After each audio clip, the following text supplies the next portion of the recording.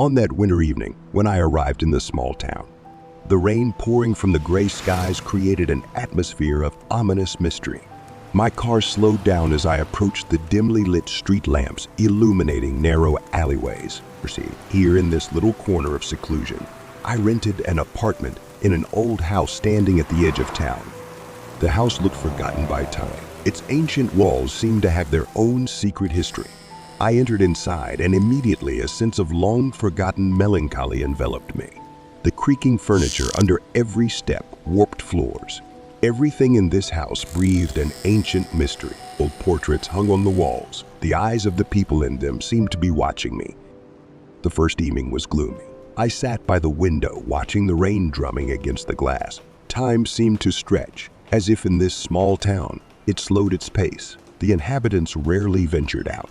And when they did, their looks were filled with secrecy, as if they carried the burden of ancient secrets. The next day, carrying out my boss's assignment, I noticed that the glances of the local residents became increasingly peculiar. They whispered, exchanged glances, and disappeared into the shadows of narrow alleys as soon as I approached. I tried not to pay attention to the strange manners of those around me, but a sense of distrust grew within me. In the evening, as the rain became even more persistent, I heard a knock on the door. My heart skipped a beat and I stopped breathing. Step by step, boldly approaching the door, I felt the tension building. Finally, I decisively opened the door. But there was no one in front of me. My unease intensified. I closed the door, but the sense of something unseen lingering from the dark corners of the room remained. Looking around, I realized that the house, which seemed merely old and forgotten to me, now felt like a witness to unknown event. The next few days turned into a true nightmare.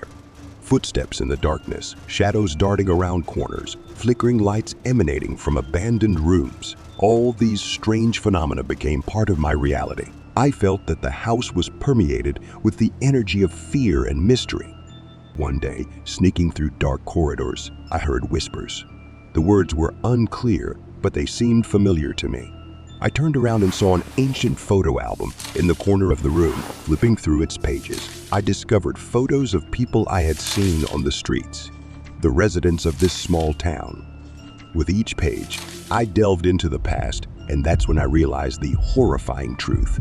All these faces, these people, were part of a strange cult that had engulfed this town in its ancient rituals. They remained here, in this house, eternally seeking outsiders to pass on their secret and involve them in their rituals steeped in darkness. It turned out that my assignment was just a pretext to lure a new participant into this dark world. I realized that if I didn't leave immediately, I would become part of this unknown mystery, and my mind would be overshadowed by darkness. And in that moment, as I felt the dark forces of this place beginning to engulf me, I became part of its history, its dark legend, and could never return back to the world of light and hope